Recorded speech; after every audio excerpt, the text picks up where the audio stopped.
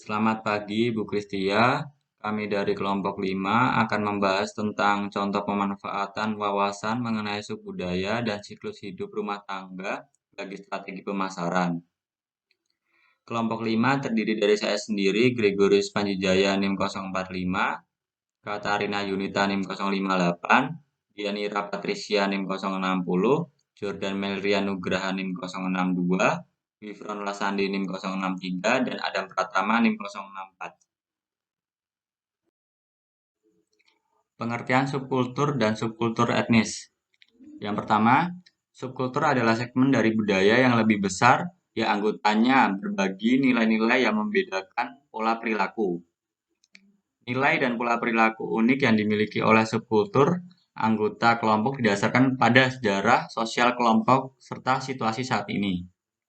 Yang kedua, kami mendefinisikan subkultur etnis secara luas sebagai mereka yang memiliki perilaku bersama yang unik dari para anggotanya, berdasarkan ras, bahasa, atau latar belakang kebangsaan yang sama.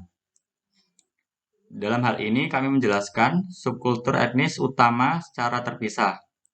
Namun ada banyak orang, misalnya orang Amerika yang mengidentifikasikan dengan lebih dari satu kelompok etnis, yaitu Ramona Douglas, dari kulit putih, hitam, dan Indian Amerika. Asumsinya adalah bahwa orang kulit hitam memiliki cara tertentu, dan orang kulit putih memiliki cara tertentu, dan orang Asia juga memiliki cara tertentu. Pengaruh kultur dan subkultur dalam perilaku konsumen. Yang pertama, subkultur keagamaan. Perilaku konsumen juga dipengaruhi oleh kepercayaan agamanya, sehingga beberapa produsen mengasosiasikan produk mereka dengan simbol-simbol dan perayaan suatu agama. Yang kedua, subkultur ras. Ras yang banyak dijumpai di Amerika terdiri dari White, Black, Asian, dan American Indian. Masing-masing ras memiliki gaya hidup dan gaya konsumsi yang berbeda. Yang ketiga, subkultur geografi dan regional. Seseorang yang di negara di bagian berbeda biasanya akan diidentifikasi dengan ciri-ciri fisik dan perilaku tertentu, contohnya di Amerika. Yang keempat, subkultur seks. Meskipun belakangan peran dan ciri tersebut tidak lagi diasosiasikan secara kuat pada masing-masing gender, namun banyak iklan masih terpengaruh oleh peran yang berhubungan dengan identitas seksual, dan selera konsumen masih dipengaruhi oleh faktor-faktor peran gendernya. Selanjutnya akan dijelaskan oleh Katarina Yunita. Selanjutnya, subkultur meliputi kepercayaan, nilai, dan kebiasaan yang ada pada kelompok tertentu dalam satu kelompok sosial yang sama. Subkultur juga dapat diartikan sebagai suatu perbedaan yang terlihat dan dapat diidentifikasi di dalam sebuah masyarakat yang besar. Maka dari itu, kultur pada masyarakat atau bangsa merupakan gabungan dari dua elemen yang berbeda, yaitu yang pertama, kebiasaan, nilai, dan kepercayaan. Lalu yang kedua adalah kultur inti yang terbagi oleh hampir seluruh anggota dari subkultur. Berikut adalah contoh kategori subkultur mayor. Kategori yang pertama adalah kebangsaan.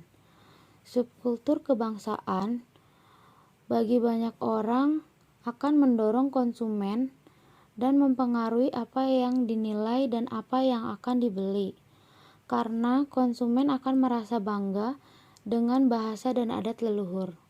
Contohnya seperti orang Yunani, orang Italia, dan orang Rusia. Yang kedua kategorinya adalah agama. Contohnya Islam, Hindu, Kristen, dan Katolik. Lalu kategori yang ketiga adalah wilayah geografis. Contohnya itu seperti timur, utara, selatan, dan barat. Lalu yang keempat, kategori umur. Contohnya remaja dan sesepuh. Yang berikutnya adalah kategori ras. Kategori ras ini banyak dijumpai di Amerika, yang terdiri dari White, Black, Asian, dan American India. Masing-masing ras memiliki gaya hidup dan gaya konsumsi yang berbeda. Contohnya seperti orang Negro, Tionghoa, dan bangsa berkulit putih. Kategori berikutnya adalah jenis kelamin. Subkultur jenis kelamin telah banyak menentukan peran dan ciri tertentu bagi laki-laki dan perempuan. Meskipun belakangan peran dan ciri tersebut tidak lagi diasosiasikan secara kuat pada masing-masing gender. Namun, banyak iklan masih terpengaruh oleh peran yang berhubungan dengan identitas seksual dan selera konsumen, masih dipengaruhi oleh faktor-faktor peran gendernya. Dalam masyarakat, masih sering dijumpai produk yang diasosiasikan dengan gender tertentu. Pada kategori ini, contohnya wanita dan laki-laki. Selanjutnya adalah kategori pekerjaan. Contohnya itu seperti supir bus, koki, dan ilmuwan. Dan yang terakhir adalah kategori kelas sosial. Contohnya itu bawah, tengah, dan atas.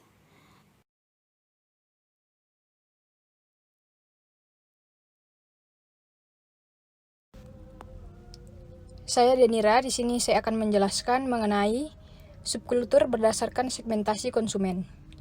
Yang pertama ada pengeluaran konsumen dan perilaku ekonomi. Perilaku pembelian konsumen dipengaruhi oleh faktor-faktor budaya, sosial, pribadi, dan psikologis. Faktor-faktor budaya mempunyai pengaruh yang paling luas dan paling dalam. Beberapa faktor yang mempengaruhi perilaku konsumen yaitu peran dan status, keluarga, kelas sosial, gaya hidup, dan masih banyak lagi. Yang kedua, kelas sosial mempengaruhi selera dan gaya hidup. Pada dasarnya, kelas sosial merupakan peringkat keseluruhan orang dalam masyarakat. Mereka yang bekerja kelas sosial yang sama dan pekerjaan yang sama memiliki gaya hidup yang sama. Hal tersebut terlihat bagaimana ketika seseorang yang termaksud dalam kategori kelas sosial pejabat dan berekonomi menengah ke atas biasanya akan mencari teman pasangan atau partner yang sama dan tidak terlalu beda jauh dari dirinya, baik dalam mengkonsumsi produk, barang, atau sekedar berbagai wawasan. Yang ketiga, subkultur etnis dan ras. Mengidentifikasi segmen berdasarkan subkultur ras, etnis, dan agama pada masyarakat yang sangat majemuk tidaklah mudah. Kadangkala saat memasarkan suatu produk berdasarkan segmentasi ras, etnis, atau agama akan mendapatkan kesan negatif atau perlawanan dari ras, etnis, atau agama lainnya.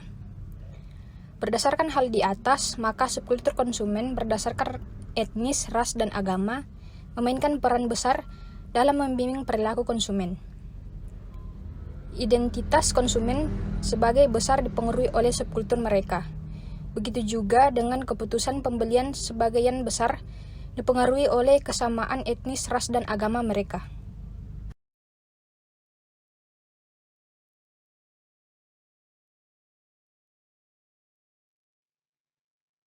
Baik, yang pertama adalah etnisitas dan strategi pemasaran. Dalam membuat strategi pesan, para pemasar itu harus memikirkan mengenai bagaimana subkultur itu berkomunikasi. Nah, dalam perspektif budaya terdapat dua kategori budaya, yaitu high context dan low context. Pada masyarakat dengan budaya high context itu cenderung memiliki tingkat kompleksitas nilai dan budaya yang lebih tinggi. Ini bisa kita lihat pada rumitnya hubungan antar anggota budaya tersebut, subkultur tersebut.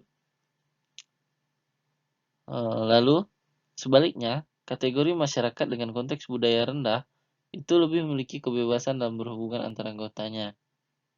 Nilai-nilai yang berlaku juga nggak serumit pada masyarakat dengan konteks budaya yang tinggi.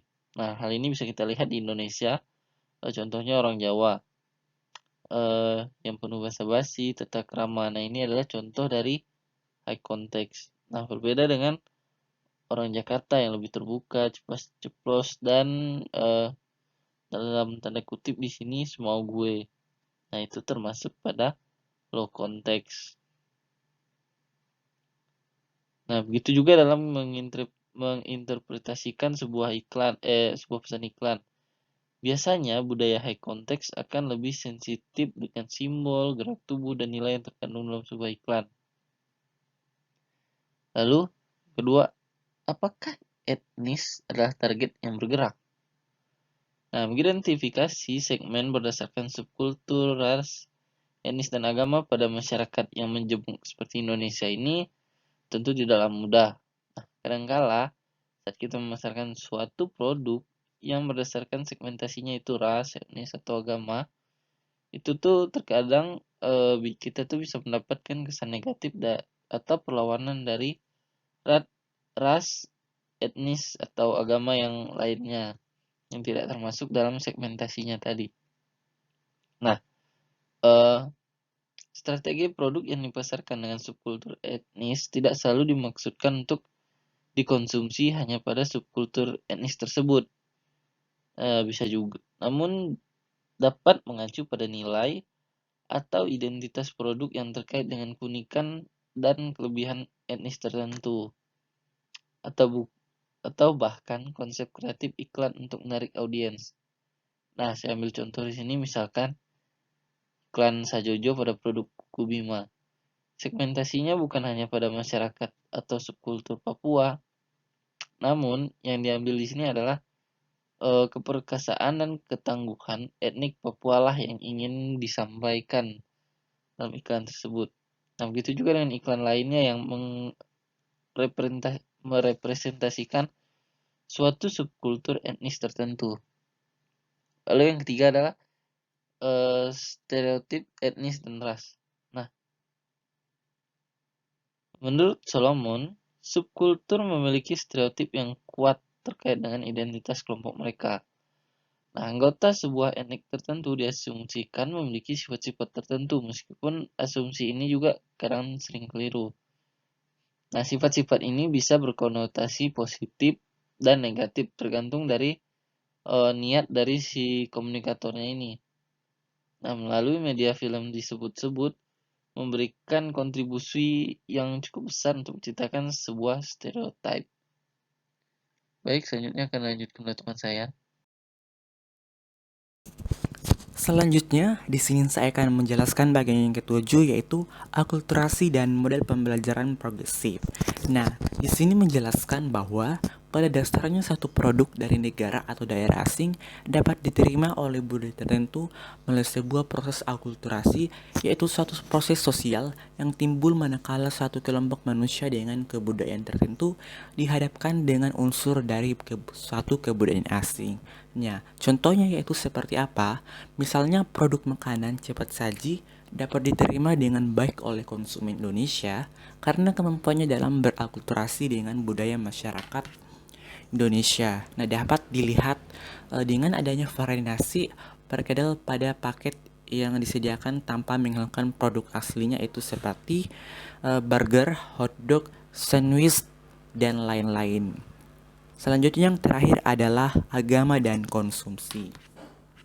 Nah, agama dan konsumsi ini menjelaskan bahwa dewasa ini banyak pemasar atau produsen yang semakin menggunakan tema-tema keagamaan dan spiritual saat menyapa konsumennya.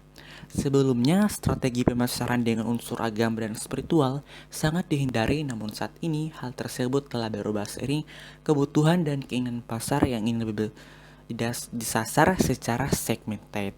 Nah, contohnya seperti yang terjadi di Indonesia, yaitu Majelis Ulama Indonesia menyatakan suatu produk yang mengandung minyak babi dan tidak halal, maka sebagian besar konsumen Islam pasti akan menghentikan penggunaan produk tersebut. Selanjutnya kita masuk dalam pembahasan mengenai siklus hidup rumah tangga terhadap strategi pemasaran. Nah, pada bagian ini, kita mengetahui pertama-tama apakah arti siklus hidup rumah tangga dan bagaimanakah penerapannya. Nah, rumah tangga atau household terdiri dari anggota yang terkait dengan keluarga atau family dan semua orang-orang yang tidak terkait yang berada dalam suatu unit tempat tinggal, baik itu rumah, apartemen, kelompok kamar-kamar, dan lain-lain. Rumah tangga dapat terdiri dari dua jenis atau bentuk, keluarga atau family dan non keluarga. Nah, konsep siklus keluarga atau rumah tangga telah terbukti sangat bermanfaat bagi pemasar. Nah, khususnya untuk aktivitas dari keluarga-keluarga seiring dengan berjalannya waktu. Dengan adanya konsep siklus hidup, pemasar mampu mengapresiasi kebutuhan keluarga, pembelian produk, dan sumber daya keuangan bervariasi sepanjang waktu. Dan selanjutnya akan dijelaskan oleh Adam.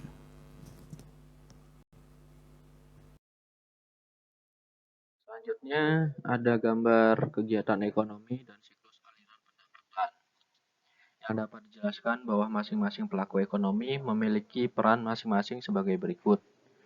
Yang pertama, peran rumah tangga atau household, yaitu melakukan penanaman modal usaha berupa faktor-faktor produksi, berupa bangunan, tanah, dan sumber daya alam lainnya. Kemudian membeli dan melakukan kegiatan konsumsi pada barang dan jasa dari produsen, dan memberikan kontribusi dalam jalannya proses produksi berupa penyediaan tenaga kerja atau SDM. Kemudian peran bisnis adalah melakukan proses produksi, menjual dan mendistribusikan barang dan jasa, dan memanfaatkan sumber daya yang tersedia untuk kepentingan produksi. Yang terakhir adalah peran pemerintah atau government, yaitu membuat peraturan perdagangan dan mengawasi jalannya kegiatan ekonomi dan sebagai konsultan mengenai masalah dalam aliran uang pada kegiatan ekonomi. Sekian presentasi dari kelompok kami, kurang lebihnya mohon maaf. Terima kasih.